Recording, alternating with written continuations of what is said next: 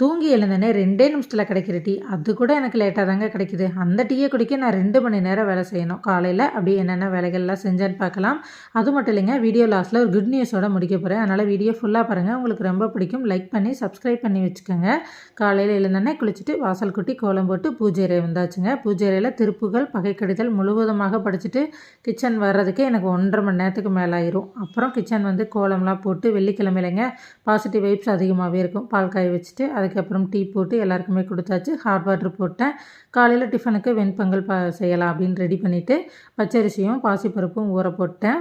இப்போ வந்து எல்லாருக்கும் டீ கொடுத்துட்டு நான் என்னோடய டீயை மட்டும் எடுத்துகிட்டு கார்டன் போயிட்டேங்க. அங்கே மயில் ஓடிட்டுருக்கோம், அதை பார்த்துட்டு அப்படியே டீ குடிச்சிக்கலான்னு வெளியில் போயிட்டேன். தலையை லைட்டாக தட்டி விட்டுட்டு கிச்சன் வந்து வெண்பொங்கல் தாளித்து விட்டு அப்படியே தேங்காய் சட்னி அரைச்சி வச்சுட்டு பால்கனி போயாச்சு. நானே 25 வகையான மூலிகைகள் போட்டு சொந்தமாக ஹேர் ஆயில் ரெடி பண்ணியிருக்கேங்க சேலுக்காக. அது எப்படி ரெடி பண்ணேன்னு லாங் வீடியோவில் போஸ்ட் பண்ணுறேன், கண்டிப்பாக பாருங்கள்.